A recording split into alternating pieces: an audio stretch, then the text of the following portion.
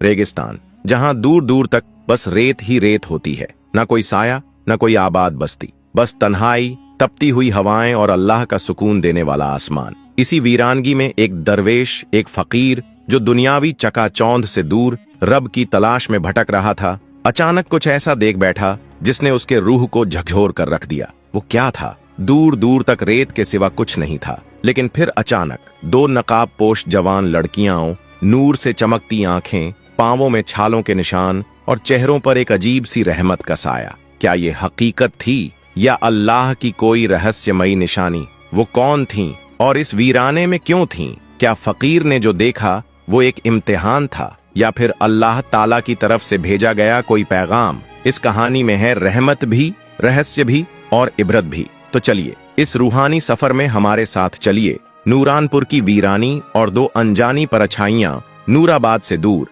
रेगिस्तान के किनारे बसा नूरानपुर, एक ऐसा गांव जिसे वक्त ने मानो भुला दिया हो। वहीं एक पुराने मिट्टी के मकान में रहता था एक 80 साल का बुजुर्ग फकीर, जिसे लोग कभी रूहानी इल्म का वारिस मानते थे। उसका घर वक्त से पीछे छूट चुका था, जहां दिन भी खामोशी ओढ़े रहते और रातें तन्हाई से बातें करती थीं। उस रात भी कुछ ऐसा ही सन्नाटा छाया हुआ था। बाहर रेत की आंधी शांत हो चुकी थी और आसमान पर छांत थका हारा टंगा हुआ था। तभी अचानक दरवाजे पर धीमी लेकिन गहरी दस्तक हुई। फकीर की आंख खुली, दिल में एक लहर सी उठी। इस वीराने में इतनी रात को? उसने खुद से सवाल किया। दस्तक दोबारा हुई, इस बार कुछ तेज। वह लाठी का सहारा लेकर उठ खड़ा हुआ, बिस्मिल्लाह पढ़ते हुए दरवाजा खोला और जो मंजर सामने था उसने उसे पल भर को ठिठका दिया। सामने दो नौजवान लड़कियां खड़ी थीं, चेहरे थकान से भरे हुए, लिबास धूल से सना हुआ, लेकिन उनकी आंखों में एक अजीब सी रोशनी थी, जैसे कोई उम्मीद,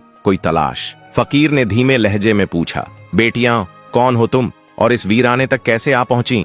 एक लड़की ने आगे बढ़कर जवाब दिया, हम मुसाफिर हैं, रोशनगढ़ जाना था, मगर रास्ता भटक गए और सूरज ढल गया। आसपास कोई आबादी नहीं मिली, अगर इजाजत हो तो बस एक रात की पनाह चाहिए। फकीर कुछ पल खामोश रहा। उसकी नजरों में अजीब सी नरमी उभरी, मगर दिल में कोई पुराना दर्द भी हल्का सा जाग गया। उसने सिर झुकाकर कहा, इस घर के दरवाजे मेहमानों के लिए हमेशा खुले हैं, अंदर तशरीफ लाओ। लड़कियों के नाम जोया और अरीबा थे। वह घर के एक कोने में चुपचाप बैठ गईं। थकान की मार ऐसी थी कि कुछ ही देर में नींद ने उन्हें अपनी आगोश में ले लिया, मगर रात की तन्हाई अब भी जाग रही थी। पहर बदला, हवा कुछ ठंडी हुई। तभी जोया ने करवट ली और उसे महसूस हुआ जैसे कोई बहुत करीब खड़ा हो। उसकी आंख खुली तो देखा कि फकीर बेहद नजदीक झुका हुआ है, उसकी ओर गहरी बट बेचैन नजरों से देख रहा है। जोया चौंकी, बदन में एक सिहरन दौड़ गई। आप यहाँ क्यों खड़े हैं? उसने डर और उलझन से पूछा। फकीर कुछ पल ठहरा, फिर नरम आवाज में बोला,